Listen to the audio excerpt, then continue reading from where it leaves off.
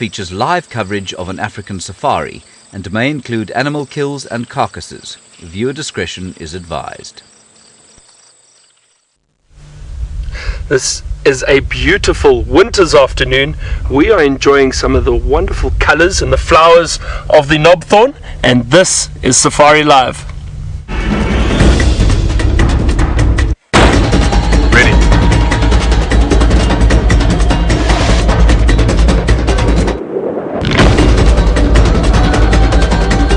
Standing by.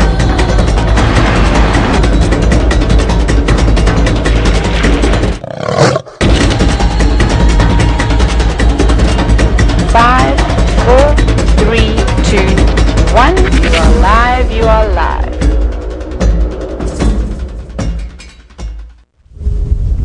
Good afternoon, everyone, and welcome to Safari Live. As I was saying, we're enjoying some of the wonderful colours and the flowers around at the moment in this beautiful winter's day. My name is Byron, and with me on camera this afternoon is Sebastian.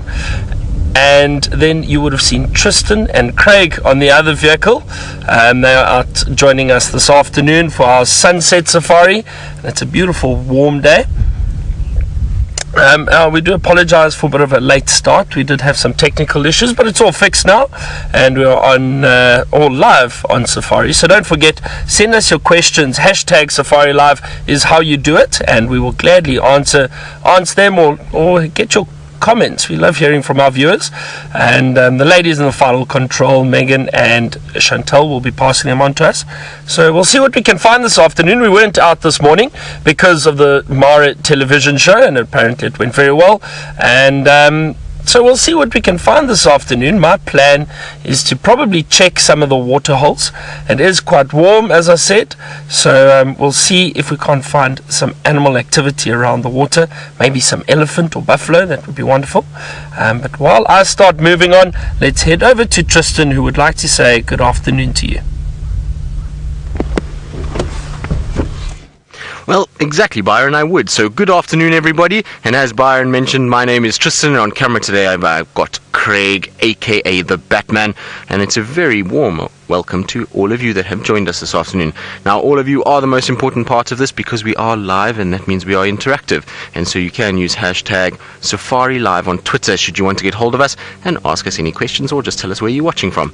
Now, we've come out this afternoon. We weren't out this morning, so we're a little bit unsure as to what's going on out here. But what we do have is a track for a lion, and I'm not sure if these tracks were worth finding. So, Craig, I'm going to get out and show you exactly where it is, but I'm not sure if these tracks are worth following. They might have crossed northwards, because sometimes with these lions we know that they move around quite a bit at night, and so it's possible that they might have crossed towards Buffelshoek. They are going in a northerly direction, so I'll wait for the other guys to get out. But these tracks look quite good. They're on top of most of the vehicle tracks that we see in this area. So here it is here, and you can see that they've been walking in a northerly direction. Now, the reason we know that is because the toes are here in the front, and then we have our back pad coming down. Now, the tracks are on top of most of what, like I say, of the vehicle tracks, and I don't know if anyone drove here this morning. If somebody did drive here this morning, then it means our lion has been walking around during the day, much like what we saw with Nena a few days ago. He came in and sort of walked around this area, and so I'll try and follow them. I lost them already around the power lines area. I want to just go back and check there one more time, but at least it's a positive start to our afternoon. Hopefully this will mean that we might have a cat for Catterday. Now, it seems this morning the guys in the Mara had a stunning morning of lots of different cats. They had the cheetahs, they had lions, so that would be a wonderful addition to our day if we were able to bring some cats from Djuma and some of our absolute favorites. So, Craig, let's go and check the power lines one more time and see, maybe we get lucky around there. There seems to be quite a lot of general game around, though. I saw a few impalas just now and some kudu that were also hanging around not too far from here, so the chances of there being a lion just lounging around and those guys so chilled and having a bit of a feed is probably quite slim. Now, the last track I had was moving off in this direction, so I want to just quickly maybe just check up towards the power lines there, see if he didn't take this pathway and go northwards. In fact, here's some zebra right here, so we know there's no lion right here because there are zebras slowly filing past us one by one. And I wonder if they're not on their way down towards Treehouse Dam for an afternoon drink. It is quite warm this afternoon. There's a bit of a breeze blowing, but other than that, it's actually quite hot. And so I would imagine these guys will be coming from Sydney's Dam area and now moving southwards, and they'll probably head, if I'm correct, towards Treehouse Dam side. Now this is a group of zebra we see fairly regularly. They're often hanging around on the western side of Vuyatela. They've got these two young babies. The one we saw just now already crossed past us, and there should be another one that's slowly going to come past just now. And they're the same herd that unfortunately the Nkuhumas hunted a little while ago. Craig, I'm going to just try and move us quickly to see if we can't get a better picture of these guys.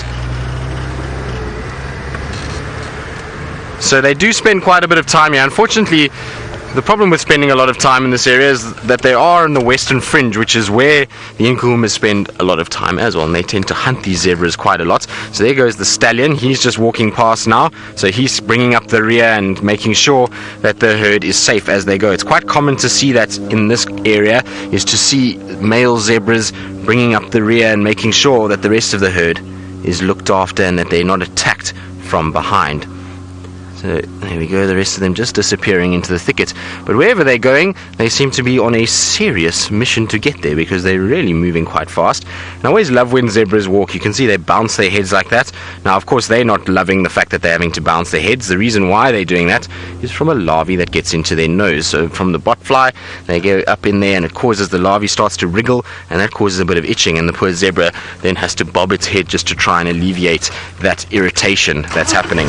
Now, I'm sure that our lion used a path that went up that way, so I'm just going to cut straight through on this pathway and see if I can't find a section that he might have come out on. I didn't find any tracks on Vuyatela access, funnily enough, so it means that he might still be lying between Vuyatela access and here, unless I just missed the tracks completely, which is also possible because, well, after having a morning off, it's a little bit on the slow side today, so trying to just get back into the swing of things and get the eye back in. Of course, yesterday Byron and I were not out in the afternoon, so we're just trying to probably just get ourselves settled again in what we're doing, so hopefully that will come around quite quickly.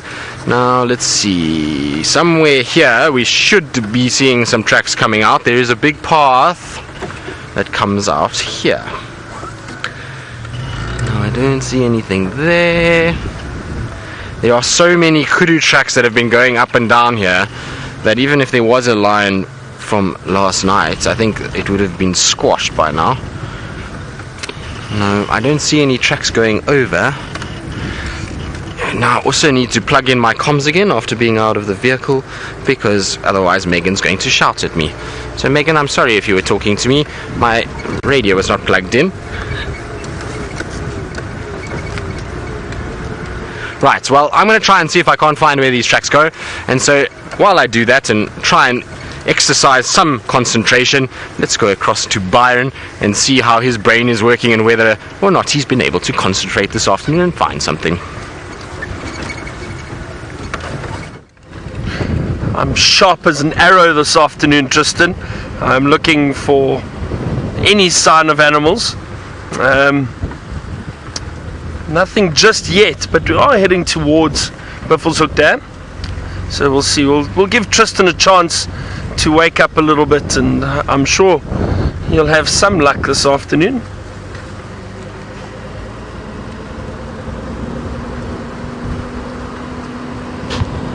I hope everybody's having a great weekend wherever you are around the world. The start to the weekend, I suppose. I suppose it's middle of the weekend, actually, for us especially.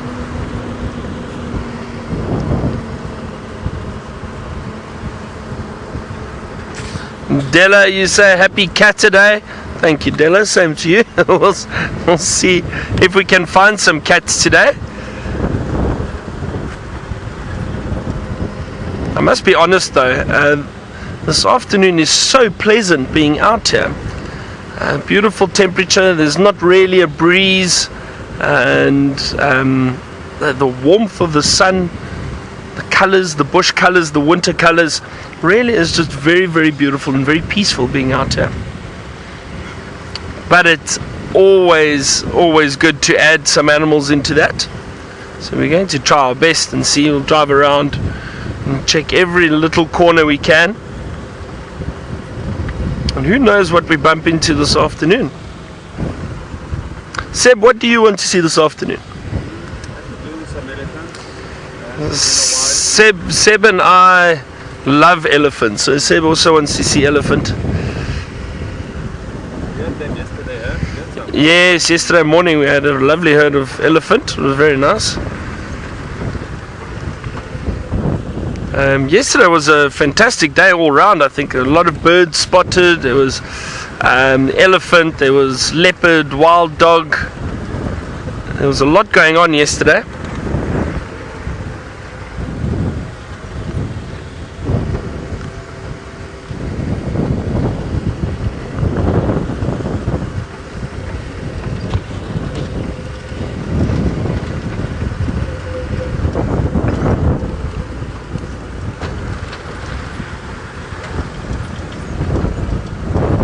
Some monkey tracks along the road here, just having a look.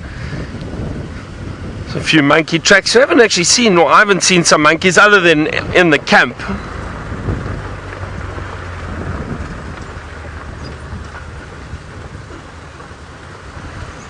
Monique, all the way in London. Hello, Monique. Now we were speaking about how warm it is today, and it's the temperature this afternoon is about 80 degrees Fahrenheit, or about 27 degrees Celsius. Now Monique, you wanted to know how warm it would be in August. Well, Monique, the mornings and the afternoons in August are still chilly, so the temperature does drop. Look, it's nowhere near to as cold obviously as it is in the UK.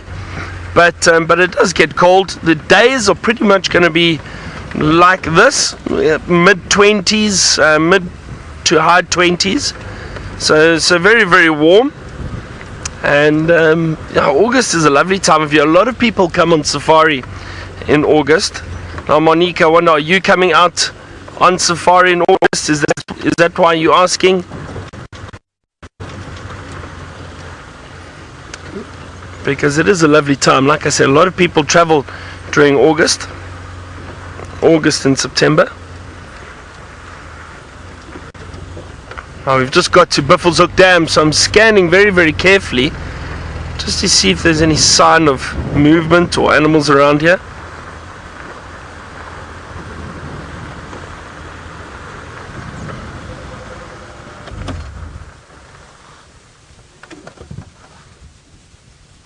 Can you see anything yet, Seb? I don't see anything.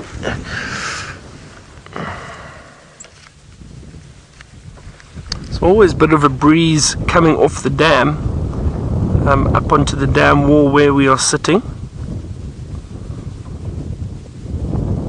Wouldn't it be great just to scan around this area and find a leopard lying in the shade somewhere?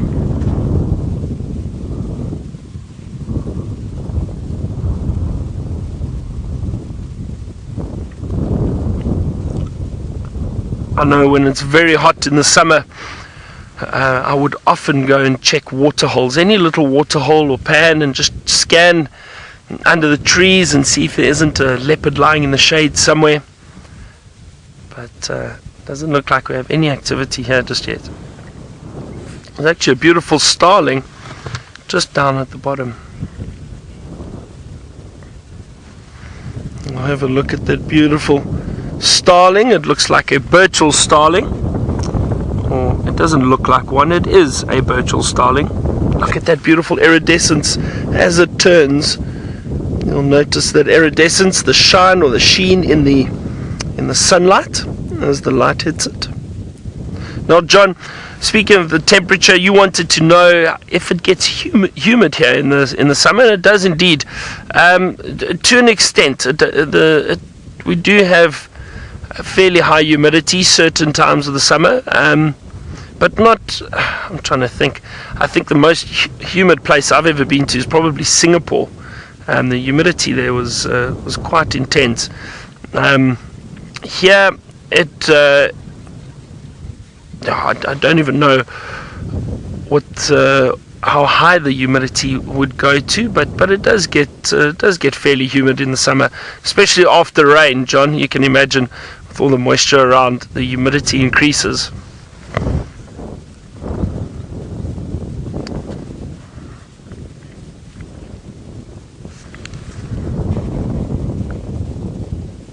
I'm just listening to the radio because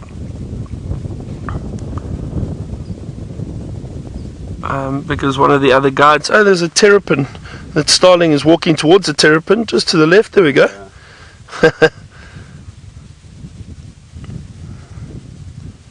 So as I was saying, I was just listening to the radio to hear from some of the other guides if they had any luck this morning. It doesn't sound like it. It sounds like there were two male lions north of us, so on Buffelshoek area from this morning.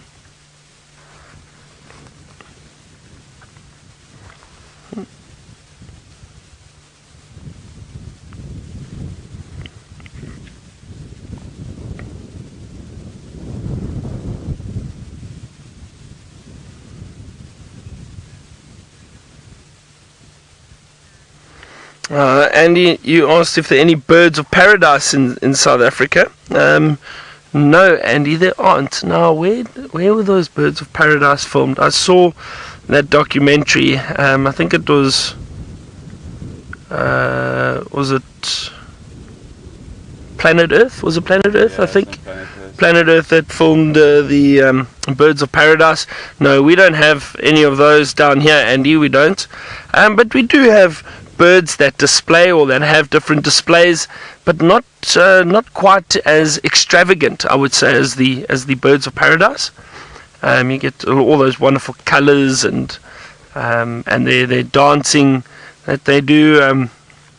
I mean, Tristan's been known to dance now and then, but not quite as appealing as the birds of paradise. Now we've got the red-crested Koran does a beautiful display in this area. It flies straight up into the air and stops flapping its wings. It almost does like a backflip in the air and then parachutes down to the ground. And it does do a dance on the ground if the female is nearby. The male dances and moves around. So that is one bird that displays. The Lilac Breasted Rollers, I suppose, have a different display.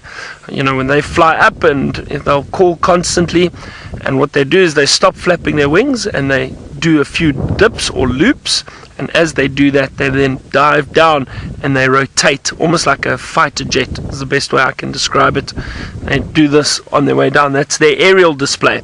But we don't have birds that necessarily sit and call and display these beautiful feathers and dance around like those birds of paradise do.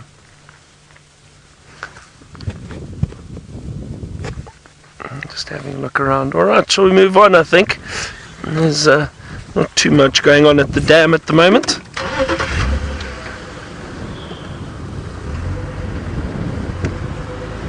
Alright, so let's head over to our bird of paradise, Tristan, and find out how his search for lions is going. Well, Byron, I feel like you're selling yourself short, because last night you were doing some serious dance moves around the fire.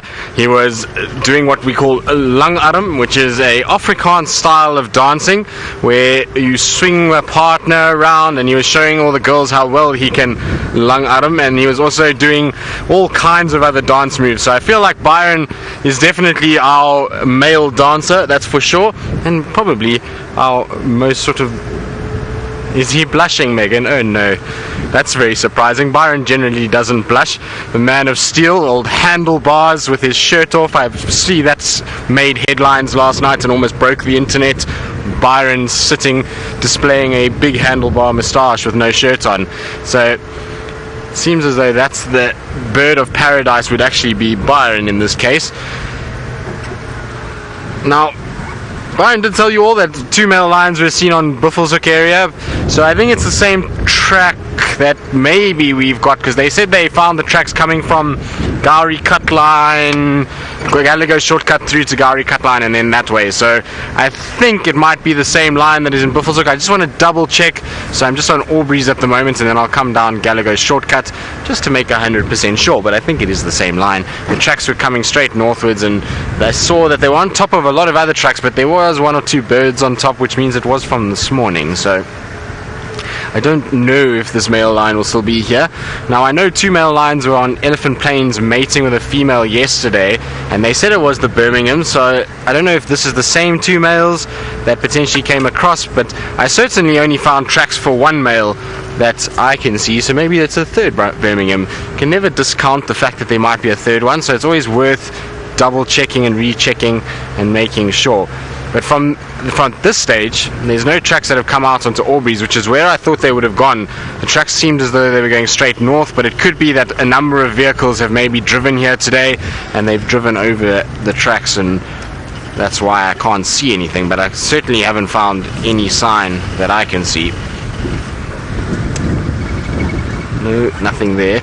And it is a difficult place because the lions often, when they do come from this route, they take that little pathway that goes through between the power lines and the Burchell access, and then they cross and they go straight across the road. They very seldom actually walk north-south on Burchell access itself. They then go straight over and start heading northwards towards Gallagher shortcut. So if I pick up the tracks around Gallagher shortcut, I'll know for sure it's probably the same lion that we're following. But because there's 4 of them, well, just because 2 have been seen doesn't mean that there isn't a 3rd one around.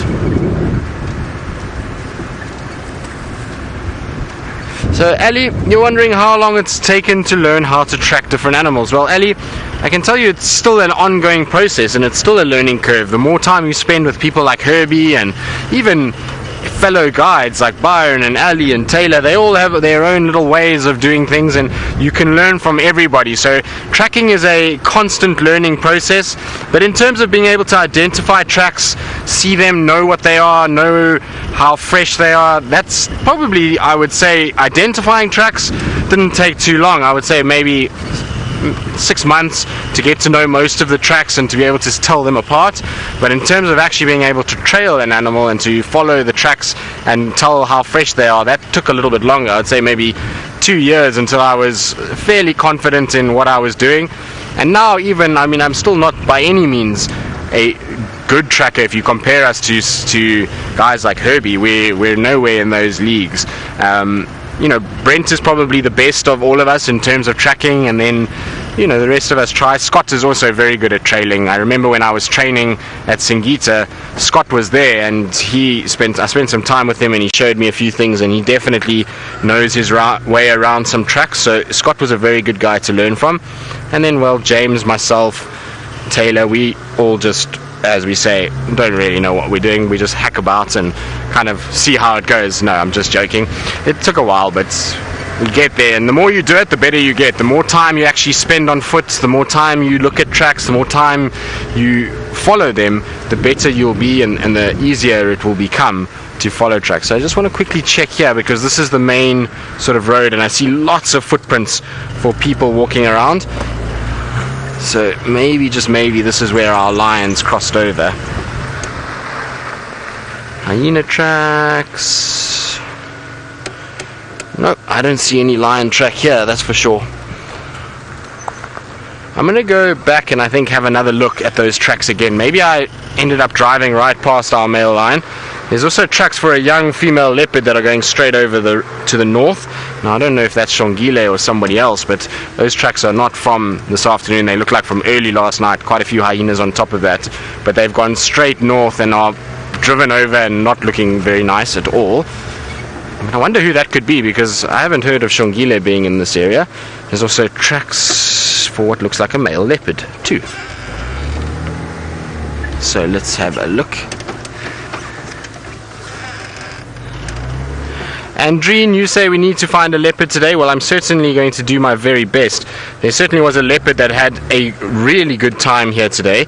Now, I'm going to show you the difference quickly between the male lion that we saw, the track we saw for the male lion earlier, and the size of a male leopard track. Now, a male leopard track is much smaller than a male lion track, but here it is over here.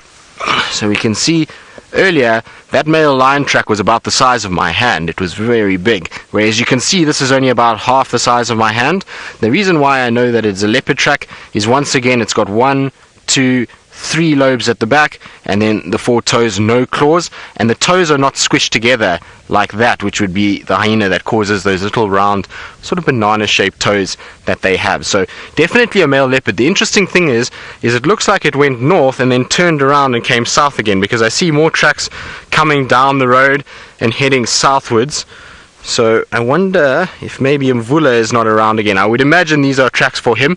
They do continue to go down the road, so we'll follow these and see where they go. And I think a leopard would be a fantastic addition to our sunset safari. So not only do we have tracks for lion, but we have tracks for leopard too. But I see some footprints here as well, so I wonder if somebody wasn't tracking these already this morning. I'll have to ask the Vuyatela guys when they get out and get moving. Now, while I check around here and see if I can't find anything, let's go back to Mr. Byron, Mr. Fagasa, Guns, and maybe he can tell us a little bit about that photo of him with his handlebar moustache and no t-shirt.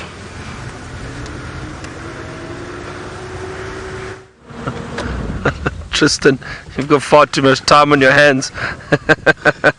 Have a look at this beautiful Lilac Breasted Roller that we've just found though. There it is. Now, what I think this bird is doing is, because we're actually driving along a fire break at the moment, and I think this bird is trying to catch insects. There we go, beautiful. And every now and then it dives down, because these burnt areas actually attract a lot of insects, and it's easier for the birds to then see the insects, so they'll dive down and catch different types of insects and food that they can find here. So often you get some great bird viewing and down on these burnt sections, burnt areas. Beautiful Lilac Breasted Roller.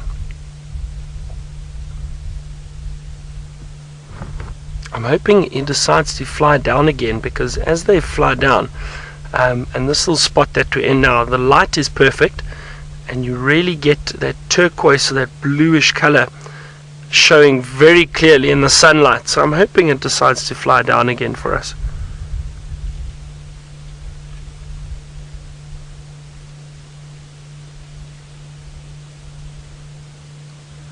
Jackie, you say they're so beautiful. They are indeed. It's always nice to see the Lilac Breasted Rollers. One of the most colourful birds that we get out here.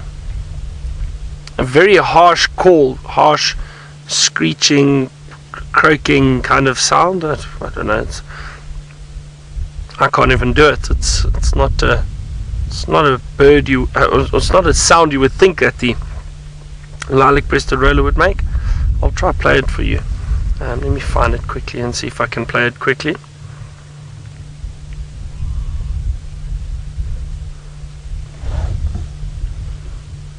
John, you say this is probably your favorite bird on Safari Live because of the colors and it's so beautiful. Well, I'm glad you enjoy seeing them, John. It's always nice to be able to sit and watch some of these birds. Let me play the call for you.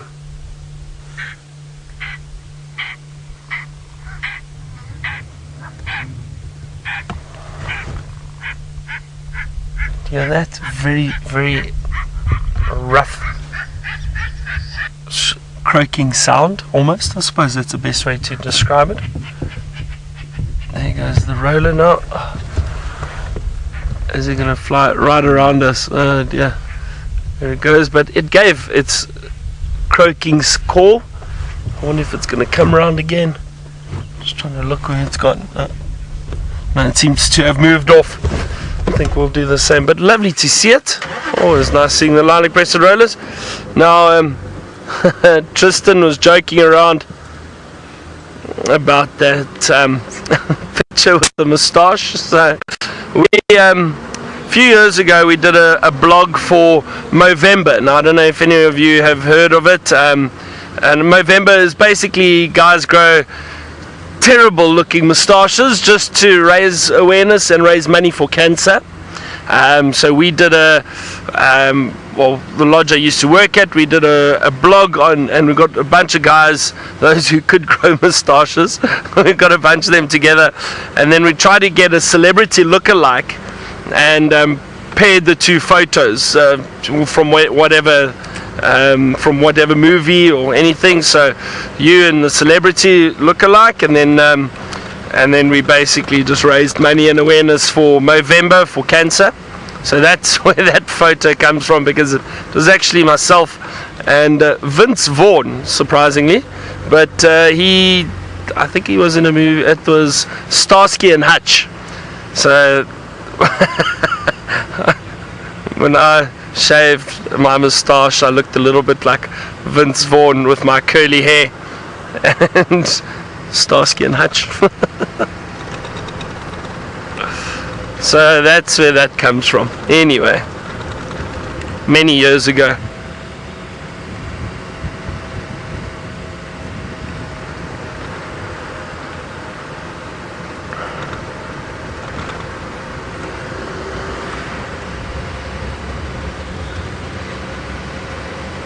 You can actually see while I'm driving, just off to the left, this fire break.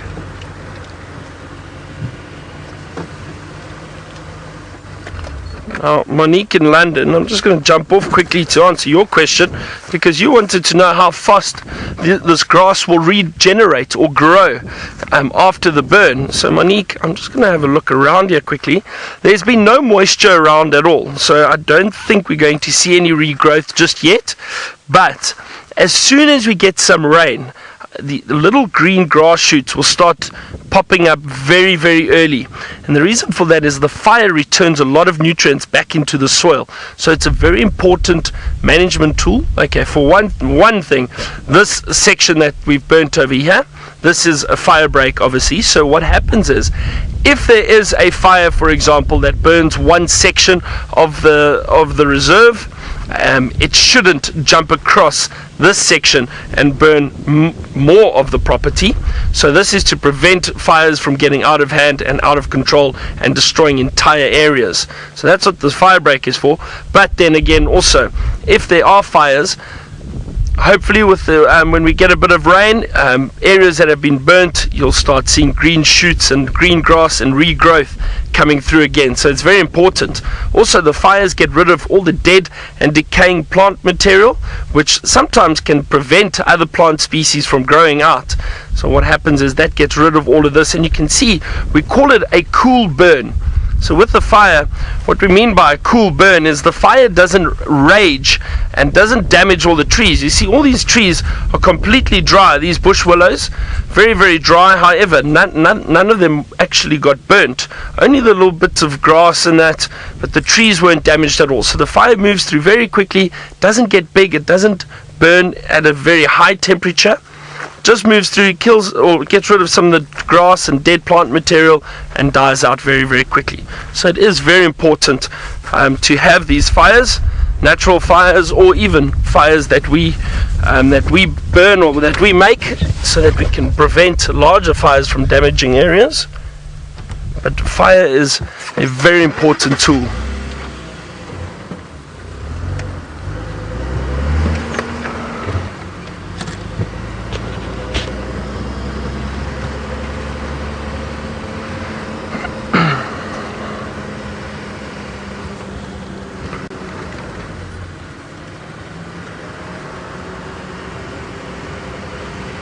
I'm just trying to listen a little bit to the radio too. I think Tristan's chatting to a few of the other guides, trying to find out, I think, where those line tracks go that he had. What is that? I just saw a bird fly off. Now I don't know if we'll be able to get it. Let's just see. It's a little accipiter. Looked like perhaps there we go. Seb, you've actually got it there, but I cannot see anything other than the silhouette. But have a look at that. Maybe a little gabber goshawk. perhaps. So I'm sorry, I would not be able to tell you for sure which one that is. Just judging by the size, it looks like it's possibly a Gabba Goshawk. But because of the silhouette, the light at the moment, it's impossible to tell any color on that bird. But you can clearly see it is a small accipiter or bird of prey. I'm just going to try find the Gabba Goshawk.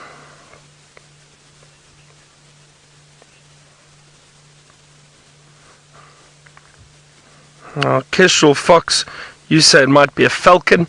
I don't think so. Not necessarily out here, and slightly different flight pattern. There you can see those bare legs at the bottom. So Kestrel Fox, I don't think it would be a falcon here now. We do get some falcons around, but that just that flight pattern that this bird took off in the way it's sitting, I don't think it is a falcon.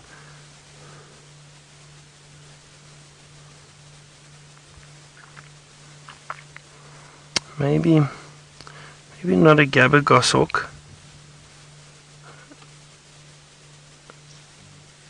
It's gone. The Gabba Goshawk's a little bit bigger, perhaps. That one did look small, but see why I said Gabba Goshawk. I'm trying to find. There we go. You know what? It could very well have been. So if you have a look at this photo that I've got here, there we go. So do you see those very open or bare legs of the little Gabba Goshawk? The way it stands, and a very small head with that sharp beak. That's that. You know what? I do think it's possibly what it was. A Gabba Goshawk, but like I say, I cannot be sure. Only got a quick glimpse of it flying off, and then that silhouette. I can't tell any colours on that at all. Anyway, but nice to see a little bird of prey. Unfortunately, just on the wrong side of the road, into the light, looking into the light. Sometimes this winter light can be quite harsh and a bit tricky to see birds or their colours. Alright, let's carry on our search. Let's head back to Tristan, find out what he found out on the radio, and if he's had any luck with lions. Well, no luck with the lions, Byron. As normal with me, I've gotten completely sidetracked by leopard tracks, which is not ideal because we all know what rabbit hole this ends up going down, and I tend to become a bit like a dog with a bone where I don't want to stop following the tracks until I find them. Now, the tracks for Mvula are the ones that we found just now, and I spoke to the guides and they were telling me that they've seen those tracks this morning and they were trying to track him and they couldn't find him at all. But I've picked up more tracks now in this area going up and down, so I don't know quite where he's disappeared to. The last track I've just had right now was pointing north towards Buffalo's Hook, and I'm just checking here. Seems as though he's gone northwards to Buffalo's Hook, which is not ideal. Just want to check a little bit further up because this road is so rocky, it's difficult to see here, and hopefully if he hasn't crossed north, that he's lying somewhere decent, because on our left hand side here there is a horrible drainage section that runs. It's quite steep, lots of thick treed areas, and it's not an easy place to try and firstly find an animal, and secondly get a car in there. So I hope that he's not in that section and he's decided to move out, but hopefully not too far that he's gone into Buffalo's Hook. So I just want to quickly check here one more time. No, I don't see anything there. I think he turned north back there. I thought maybe he might come back, but definitely the last track I saw was going northwards, and we're about, I would say, 20 meters from the boundary. So if he's turned north, if I can't see him between us and the boundary, it probably means that he's unfortunately crossed over. So that's no good.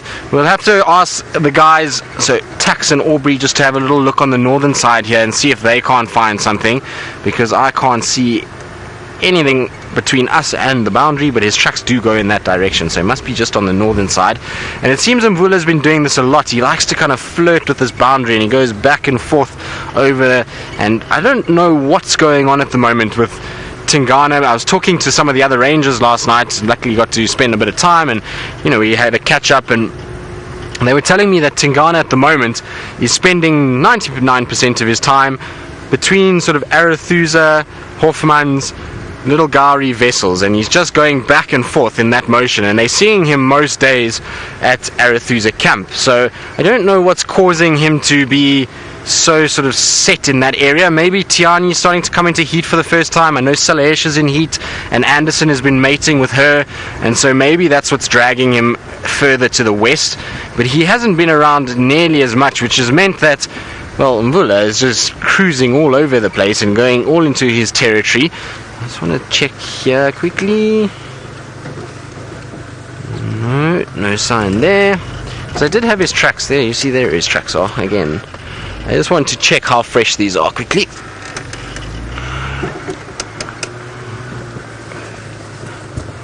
So they're on top of all the vehicle tracks, but there are Impala tracks on top of it, so I think this is all from this morning. So those are the same ones going northwards. I'm pretty sure he's on the northern side of the boundary, so I think I'm going to leave this area, ask Tax and them to go and carry on following up and see if they can't find any sign, and then maybe a little bit later when it starts to get dark we'll head back into this area with the spotlight, and hopefully he'll be moving around and we'll catch him on a road somewhere. I think that's going to be our sign. Well, hopefully there'll be some sign or our luck will change.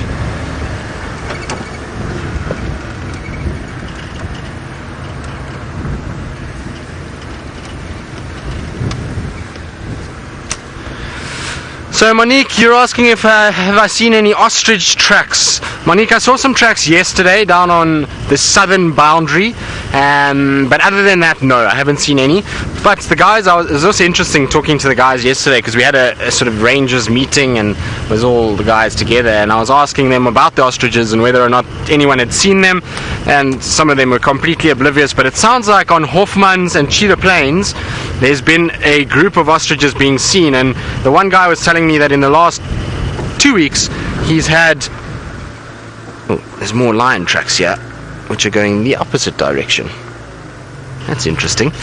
So in the last 2 weeks apparently he said to me that he's had, I think he said 6 or 7 sightings of ostriches on those two areas. So they are around, and he says it's 2 males and they're just going up and down and moving all over this place. So hopefully we'll be able to see them and bump into them one day. I know the girls are desperate to see them. Both Ellie and Taylor have been trying to find the ostriches, and well, I'm hoping that for their sake they do find one. But it seems like there must have been a big party with all the cats, so it was a Feline Friday cat party in this section, because there's tracks for this male lion, there's tracks for Mvula, there's tracks for a female leopard, so it's all happened here last night. It'd be interesting to have seen what went down. But this can't be the same tracks for the lion that I had earlier, because, well, his tracks were coming up this way. But what it could signify is that if we've got tracks here and we had tracks on the other side, these two could have met up and are the ones that have been seen on Buffalo's Hook. I didn't do the Buffalo's Hook boundary all the way, and so I'm not sure if maybe they went towards Mvubu or that side. It is possible.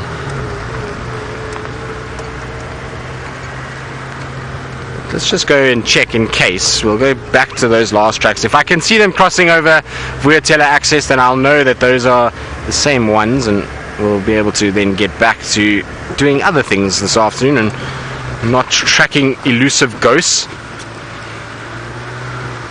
But I can see why the lions are here. There's tracks for the buffalo that were on the dam cam yesterday going northwards as well, so it seems like they headed back into Buffalo's Hook, which is pretty stock standard procedure for the buffalo. They move quite a bit between there and here and back and forth, and I think that's the first buffalo I saw yesterday on the dam cam. Is the first buffalo that I've seen personally for over a month, so good to see at least some of them are around, and hopefully the lions didn't chase them last night, because that would mean that's, well, those buffalo won't come back for a while, and that will be a bit depressing. Craig, what do you think? Where do you think these guys are? Do you think these are the Buffalo's Hook lions? Craig's not sure. I think Craig's not speaking very much today because I think his mouth is hurting him, so I'm not going to talk to Craig too much. But somebody who doesn't mind having a little chat is Byron, and well, I'm so glad that he did his picture for a good cause. It's always nice to hear, and it's probably the way Byron is. He's always got a very kind heart to people, so as much as we joke around about it, it is actually for a good cause, and so glad to hear that. But talking about him, and I'm sure he's got a lot to say about everything, let's go across to him and see where he's going this afternoon, what the plans are for the rest of the afternoon, and whether or not he's had any luck with his elephants.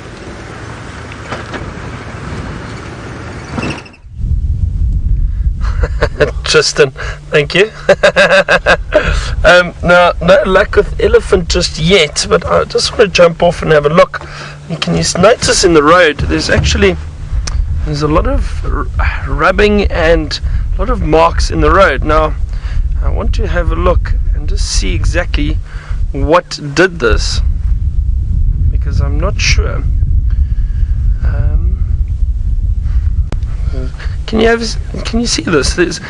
Something's been laying and rolling around here and kicking up the sand and the dust. I want to look for some clear tracks. Okay, I think I found them. This is quite interesting. So this has been done by zebra. Yeah, it has indeed been done by zebra. So I can see the zebra tracks walking up along the road here and over here, and what's happened, and we know that zebra like to do this, they like to dust bathe. They'll get down, roll around on their backs and kick their legs up in the air. The dust gets rid of a lot of the fleas and the ticks on the body, and also helps protect their skin a little bit. Now, a number of animals like to do this. We know elephant will pick up sand and throw it over their bodies. The wildebeest love to roll around in the sand, but this has all been done by zebra. So a few zebra have come down and they've rolled around, they've kicked up some sand, and then they've carried on along the road. But it's amazing to see, and you can see the signs very, very clearly of the flat sand, how these zebras have rolled around and basically kicked out some of the sand and then carried on moving again. So it's interesting to see signs like this while you are driving around.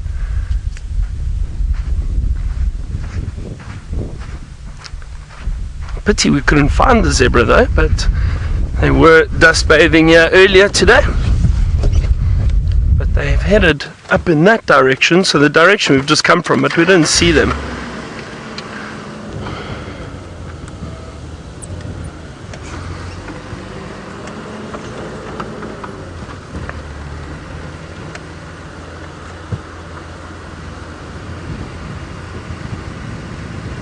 Now, Xavier Devon, you said zebra dust bathing is a confusing thought. It is indeed. I mean, if you think of bathing, you wouldn't think of dust bathing at all. But the animals do this, and the reason they do that is, as I was saying, is to get rid of the ticks and the fleas. Birds do it too. They'll often dust bathe, and it gets rid of some of the fleas that sit on them. But the animals do it because it does protect their skin and protects them from a lot of the insects and parasites that sit on them. You know, there are a lot of zebra tracks around here. It looks like quite a few zebra move through the area.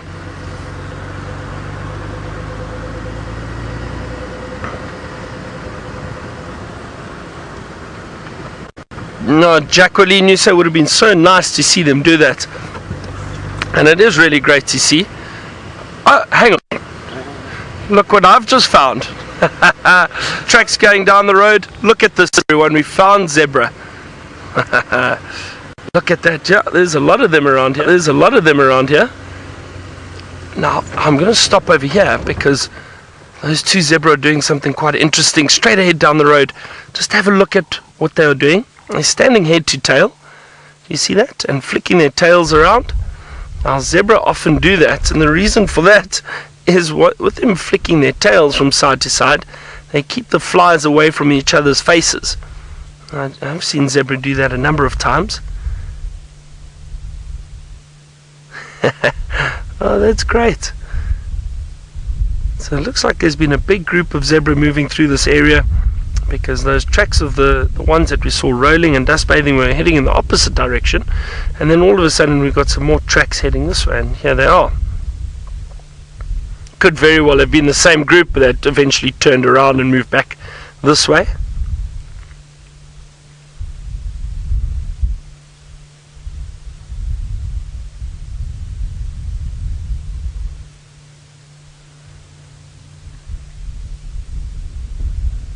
There's some oxpeckers on the zebra.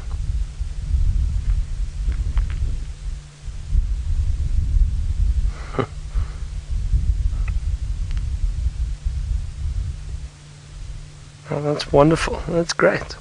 See, it just shows you now. Torsten from Zambia. Torsten's watching, and he wanted to know about tracking and finding animals. Well, Torsten, I hope you're watching and learning about keeping an eye out for signs of animals, and often you'll bump into the animals. If you do see their signs or tracks, keep a lookout for them, because it's a good chance that they are still in the area.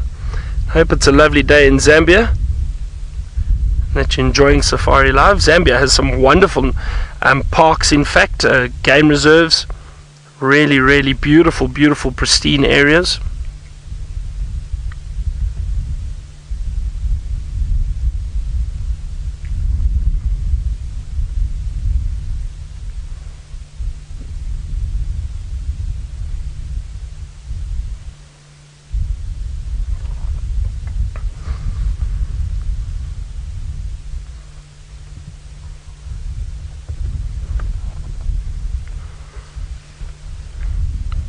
Very peaceful at the moment. There's a slight breeze in the blowing at the moment, and then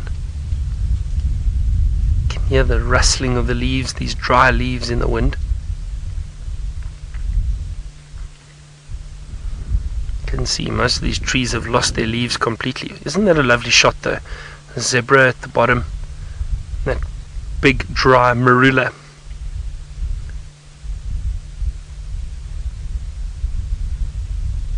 Beautiful winter's day.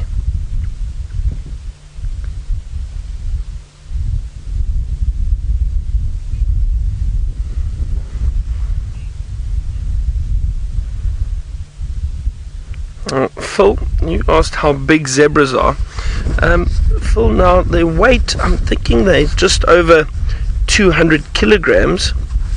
Let me double check for you. I think they're about 250 or 320, somewhere around there. Something tells me they weigh, you know what, they could even be more. Let me double check for you, Phil. But I would say just between a pony and a horse. would that be a good description? I think. Yeah. Okay. So exactly right. Thank goodness. I'm so glad when I get the weights right. I always get nervous. So between about 250 and 340 kilograms. That's how big or how heavy a zebra can be. So Phil, I'm trying to think. In terms of a horse, our horse would be much taller than a zebra. Much taller, obviously, much bigger than a zebra. So they kind of between ponies, a large pony and a horse. They're kind of in between there. That's the best way I can describe it. I don't know how else to give you an idea of how big they are. They are about almost 1.5 meters tall at shoulder height. So if that helps, I'm not sure what that is in inches.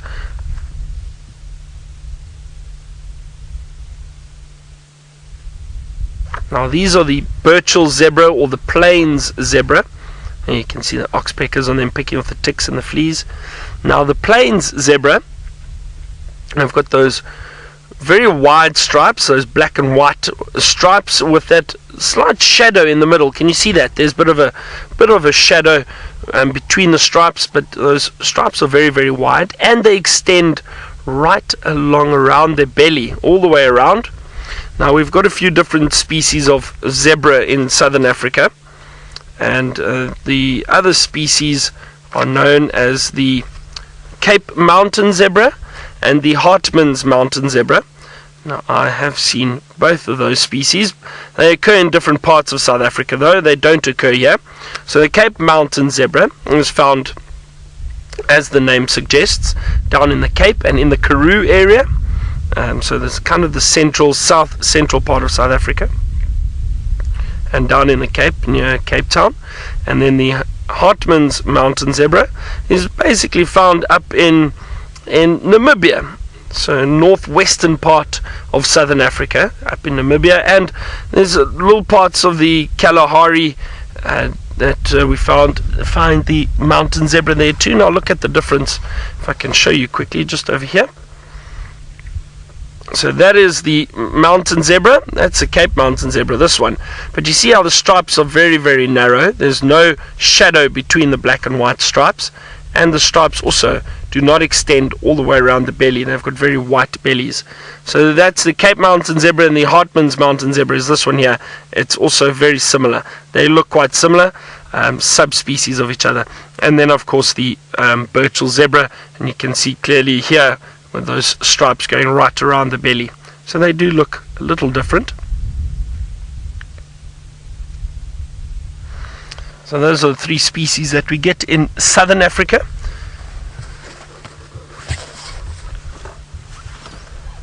And this has been a real treat, sitting with zebra. I haven't seen zebra for a while.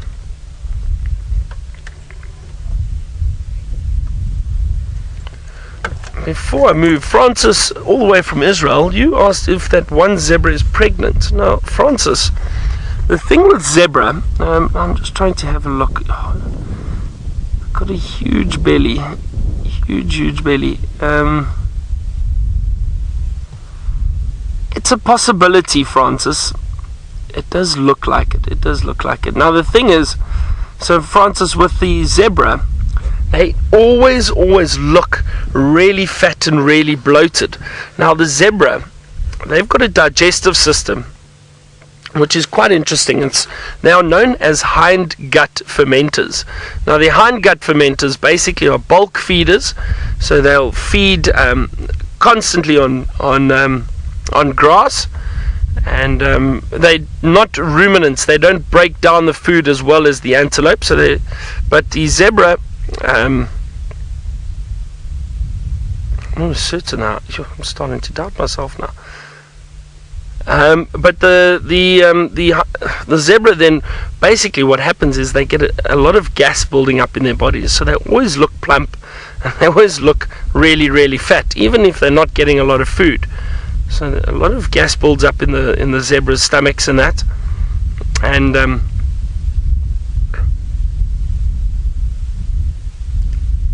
you'll see that they do look bloated most of the time. However, Francis, I do think that zebra is possibly pregnant. That belly looks far too large for it to just be gas, and it's actually really funny if you watch zebra and they start running, because that gas obviously has to come out somehow, and you'll hear the zebra running past you.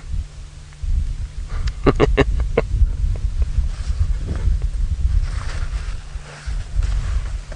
just wanted to check something.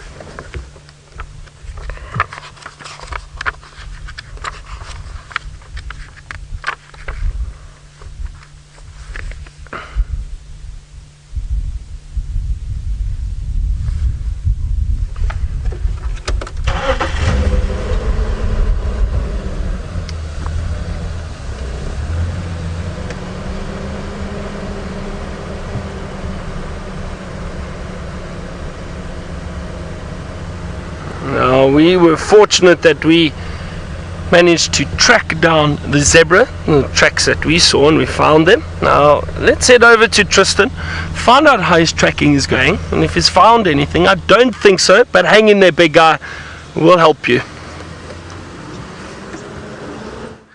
Well, thanks, Byron. That's maybe what we need. We need the gun show to come out and to flash his biceps, and well, all the animals hopefully will then stop dead in their tracks and will allow us to catch up with them. But the male lion tracks that we were following, well, those did join up. It's the two that have been found all the way Buffelshoek going towards Torchwood, and they eventually found them on the Buffelshoek-Torchwood cut line, so they're very far from this area.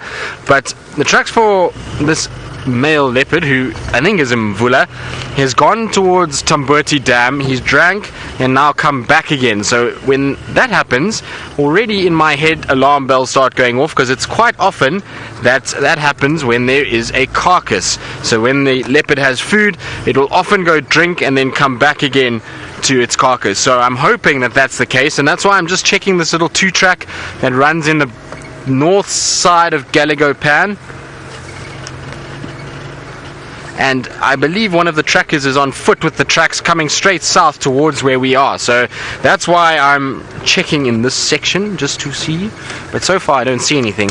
We've got to check in all the trees and see if we can't spot something from here. This is close to where Mvula stole Shongile's kill the other day, so it's a good place to have a little look around. It'd be nice if we bumped into Mvula.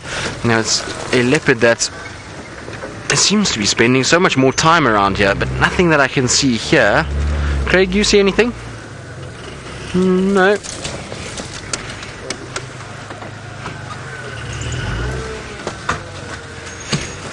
Tanis, in Canada, you're asking, do the older leopards sleep more? Well, I suppose they do a little bit. You'll find the younger leopards like Hosana and Shongile, they tend to move a lot. We find them moving during the day a lot, but the older leopards tend to nap a little bit more, particularly the old males. Once they become territorially dominant and they've found themselves a section and they've got access to food and water, you'll find they then become very chilled and they do sleep a little bit more. But each leopard is also different in its own way. So you'll find with Tingana, even though he's territorially dominant and he's an animal that is in his prime and he's got water and he's got food and he's got everything that he needs, he tends to still walk a great deal, a lot more than a lot of the other animals do. And so it's quite interesting just to sort of see the differences between them. So he's one that always is on the move. Same with Anderson, he also tends to move quite a bit, but Mvula, we often find him resting, and in fact the other day apparently he slept for 2 days in the exact same place. So this gives you an idea of how much they can rest when they do decide to. Just checking here. Let's just check down towards this little drainage section. I would imagine on a warm afternoon like this that wherever he may be would be somewhere in a shady area under one of these tamburtis or one of these little thickets. So it's sometimes good just to stop and have a little scan around with the binos and just check that you can't see anything. I also want to try and get a hold of William, who's on foot, and see if he hasn't got another update for me as to where he is exactly. The last update I got from him was that he was heading south in this drainage section and that he was close to the old hyena den, which is pretty much from here just straight in that direction, so across the drainage on the other side. Now it is possible to get that side without going all the way around, so I might actually just do that. Craig, we might have to hold on a little bit. And the last 2 times I've done this, I think I've done it with Seb, so it is a little bit rough down here, but it is certainly very passable. Now of course normally we wouldn't be off-roading without an established sighting, but given that at the moment we can't spend too much time on foot, and there already is one person on foot. Now sorry, I'm just bending down to get rid of a big stump so that we don't have a situation where that goes up into the car and causes a whole bunch of issues with broken brake pipes.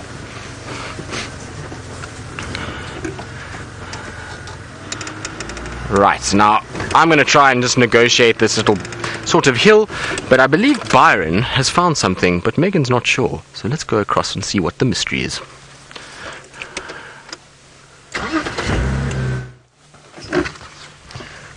I have not found anything. Not yet. I'm just scanning this area because we're heading down towards Chitwa Dam. So I'm just scanning around here in the clearings, hoping that we find something perhaps, but not yet. Not yet. Now, I'm chatting earlier about the birds of paradise and that, and those birds of paradise. Judy H, you were saying that I know I think it's the wydars and the flycatchers. They also display somewhat. They do, but they don't necessarily do those dances like the birds of paradise do. I mean, those paradise flycatchers have those beautiful long orange tails, but they don't really display and wave them around as much as those birds of paradise. Birds of paradise are predominantly found in I think Papua New Guinea and oh, hang on, elephant. Yes. Now we might lose a bit of signal, but we will get into a spot that we'll be able to show them to you.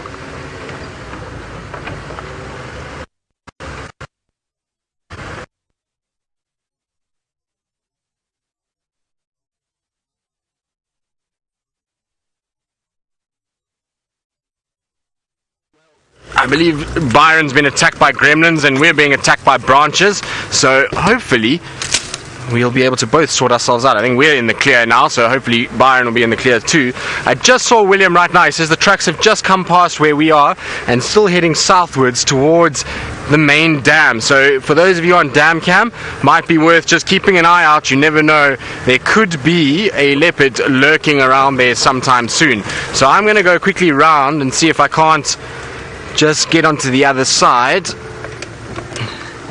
But it sounds like the tracks have already gone past us, which is not ideal. I was hoping that it was going to be somewhere close by, so I'm going to quickly try and loop around.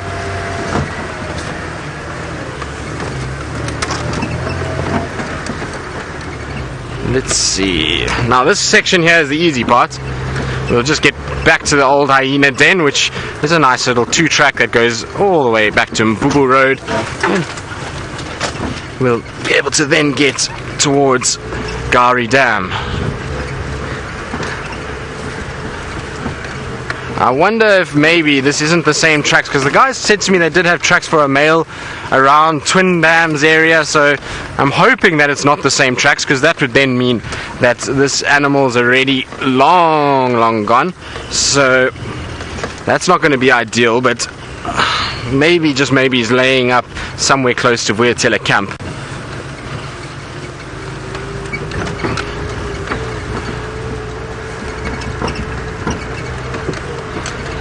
Now, it sounds like his tracks are in front of room 5, which means still going towards the dam, which is good news for us. Hopefully he's going to pop out at the dam itself.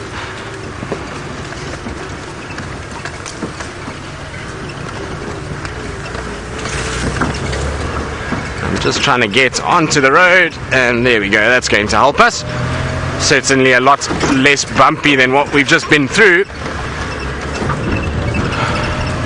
But I'm surprised because, like I say, normally when a leopard crosses towards a water source and comes back, they normally have some sort of a carcass somewhere, and so that for him to go there, drink, and then come straight back again and continue way further south than he was originally is interesting behavior, because, well, there's water right here, there's Galago Pan, there's Gari Dam, there's a whole bunch of different water sources right here. He didn't have to go all the way up to Tamburti Dam, but maybe the smell of that dead hyena is still lingering a bit, and that's what dragged him up that way, and he went and checked it out, drank there, and then has come back.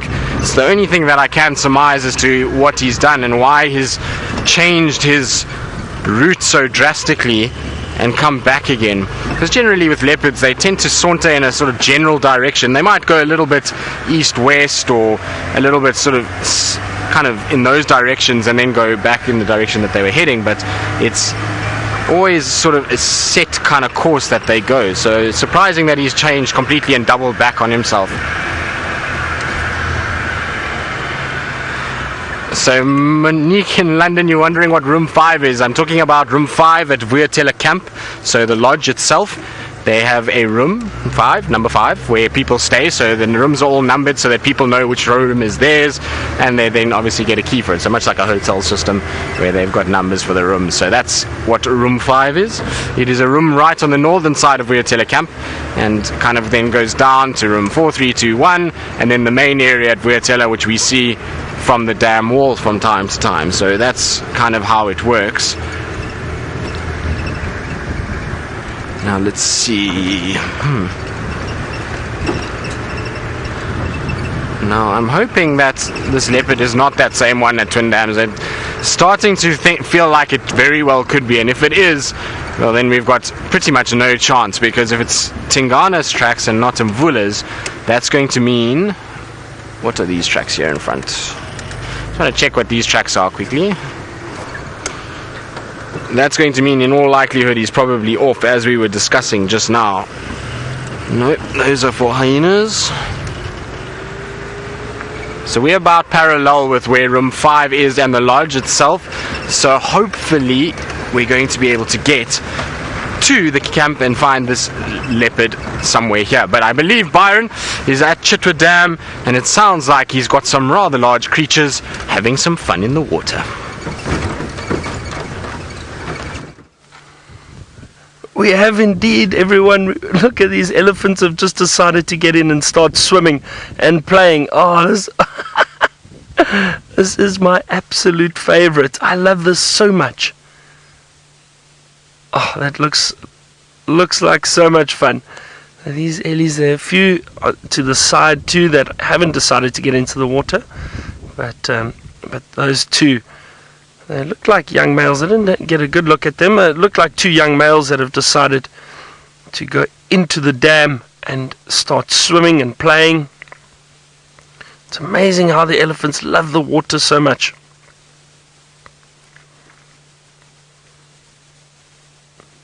Oh, this is really, really wonderful.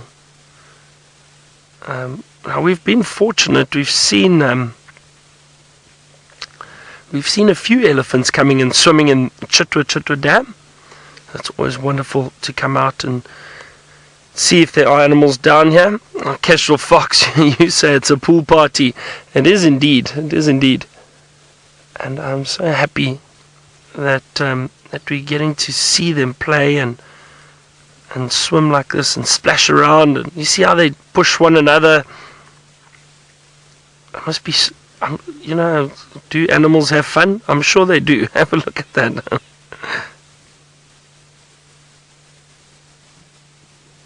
Oh, that is really fantastic.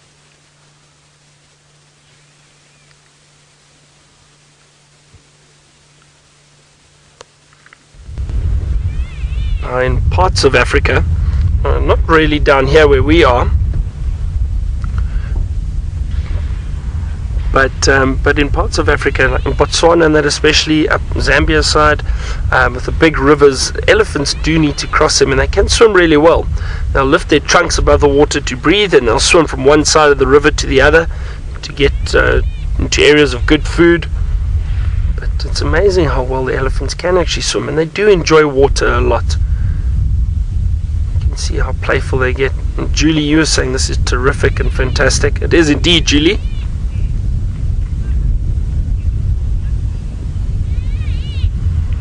Now, Chitty Chatty Meg, you just asked the question about what I was mentioning, and about if elephants can actually swim. They can, Meg. They can indeed. And like I said, in parts of Africa, when they've got to cross big rivers, they can swim. They'll stick their trunks above the water, and they'll swim from one side of a river to the other if they have to. But doesn't that look like fun? And I'm sure, because it's so dry at the moment, the elephant probably enjoy being in the water. Because it's not overly hot at all, but it's just a way, I think, to get rid of a lot of the dust and that on them.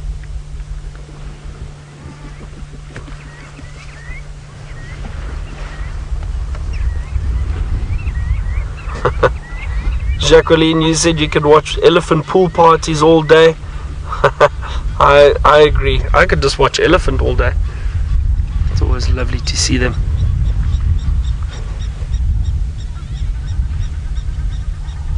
There's actually a lot going on around here.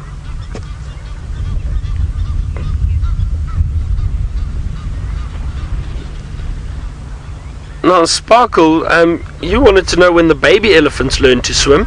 Well, I'm not sure if there's what the age is. You can see in that herd there's some young elephant. Now, the young elephant will also go and play in the water from time to time. Listen to that. Look at them splash. That one looks like it's just sitting down in the in the dam. So Sparkle, I'm not sure when those young elephant really learn to swim properly. Look at that, that's amazing. But I think from an early age, the adults also look after those youngsters, and they'll kind of push them along or help them if they need to. But I don't know at what age they really start. I mean, I would assume 3 or 4 years old they'd probably be able to swim already.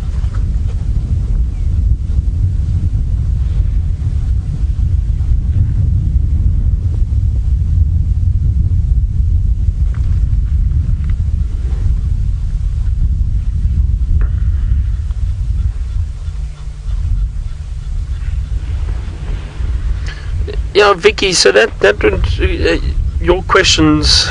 Basically, what I'm saying, I think, is that the elephants will get their young across the dams, or the rivers, and that just by helping them along. Or some of those young elephant, I'm sure from a young age they can swim already, to an extent. But like I said, the adults will help the youngsters. We've seen that many times in dams, in water holes. If the youngster's struggling in the water, the adults always come and help them.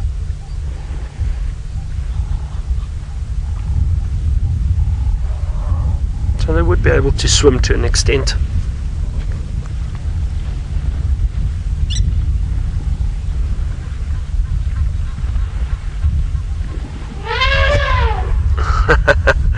A lovely little trumpet there. I wonder if that wasn't from one of the younger ones.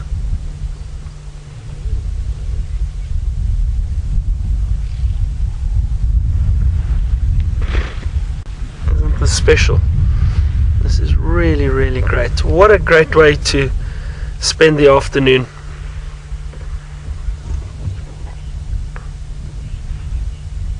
Xavier Devon, you asked if the hippo would stand their ground against the elephant. No, not at all. The elephant, out here size does matter. The elephants will be able to chase the hippo away, most definitely. But the hippo don't feel threatened by the elephant. The hippo will just move out the way and let the elephant have their fun and bathe and play around in the water. You'll see the hippo don't bother them. There seem to be 1 or 2 more coming out of the thickets.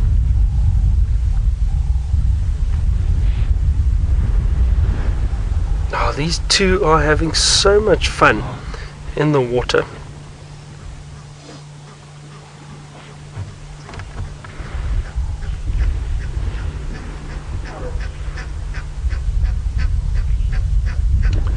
Hello, Sophia.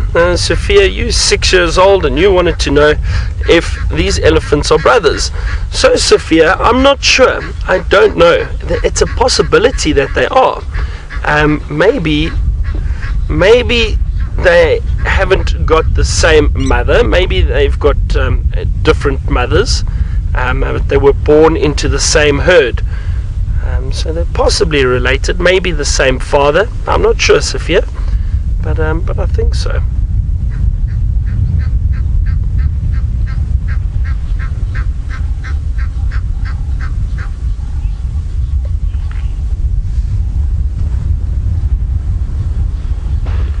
Taneke, you asked if crocodiles are afraid of elephants. Now that's an interesting question.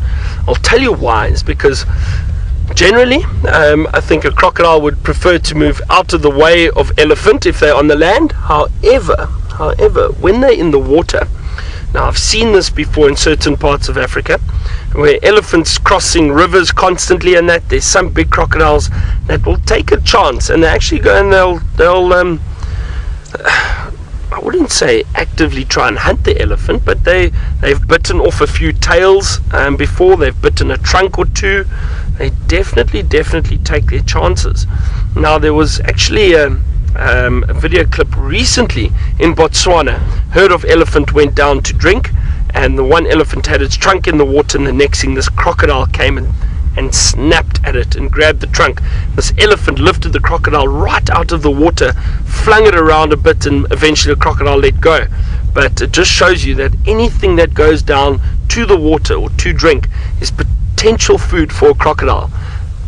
They actually not afraid of anything. So it is amazing to see.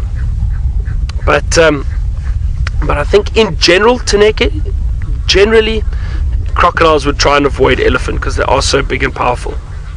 Look, now more of them are joining in the fun. Some of the youngsters there, you see there, just some youngsters swimming. This is so wonderful.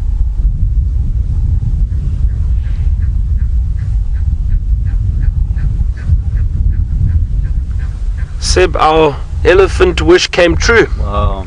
Eh? Can't get better than Exactly, you can't get better than this, you're right.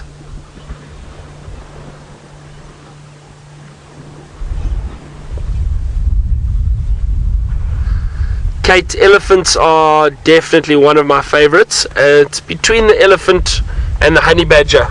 I love honey badgers, but you just don't see them often. So I wonder if I actually need to change and put honey badger second and elephant first. Nah, I can't do that. Elephant are a very close second favorite. But when they are so playful and we have sightings like this, look at that.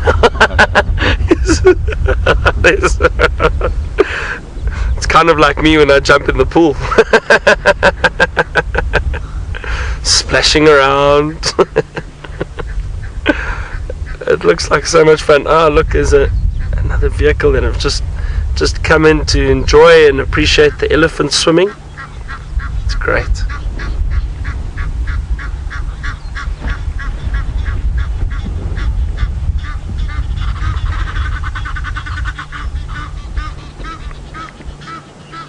Oh, Chrissy,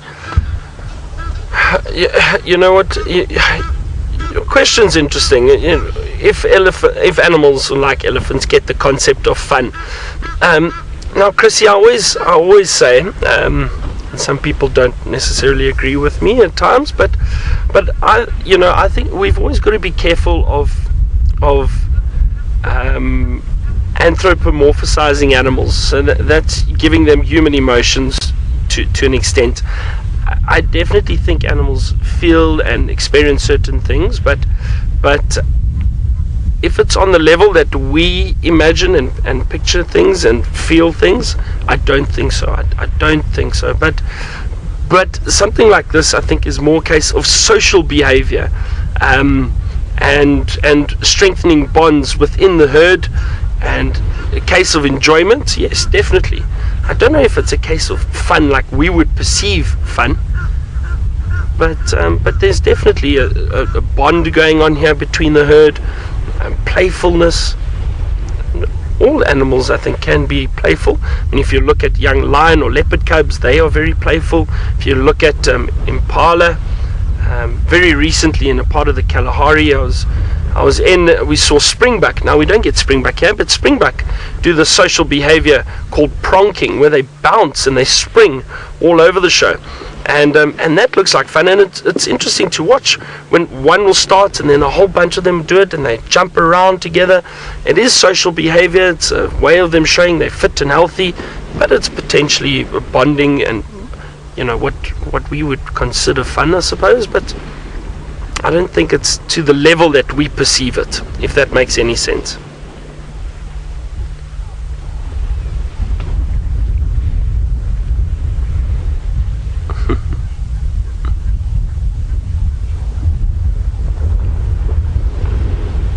Carly, I wonder, he's saying they must feel so weightless in the water. I wonder, they must do. I mean, they must do. Much lighter, I suppose, in the water, and being able to swim and play. But I mean, look how they're still powerful. Earlier we saw that one splashing and thrashing around in the water. And you can actually see that one doing it too.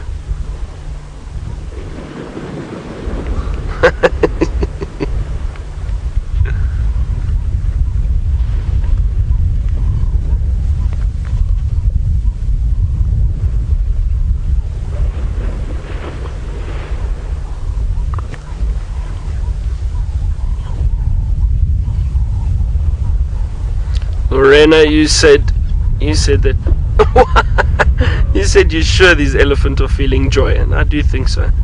I do think they are having much enjoyment. This is really a privilege to watch and to see and spend time with these animals. Wow, listen to that echo of that trumpet.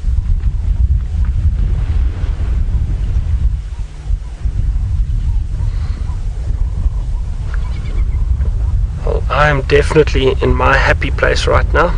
This is such a great way to spend an afternoon. We really are so fortunate to be out here and experience this.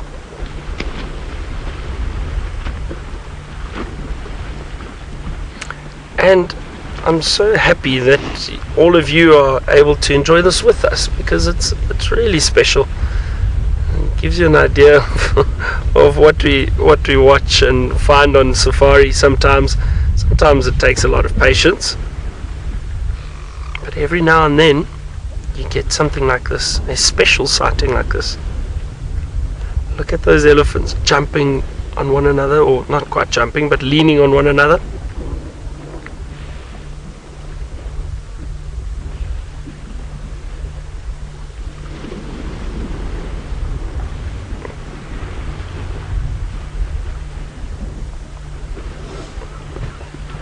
Lovely Laurie, you asked if the water's cold or warm. So I think this water's probably quite chilly at the moment. I don't think it'd be too warm. However, it's not nearly as cold as the rest of South Africa would be, and the water's probably quite pleasant. I know certain times of the year are very, very nice. But this water temperature will be much cooler, obviously, than it is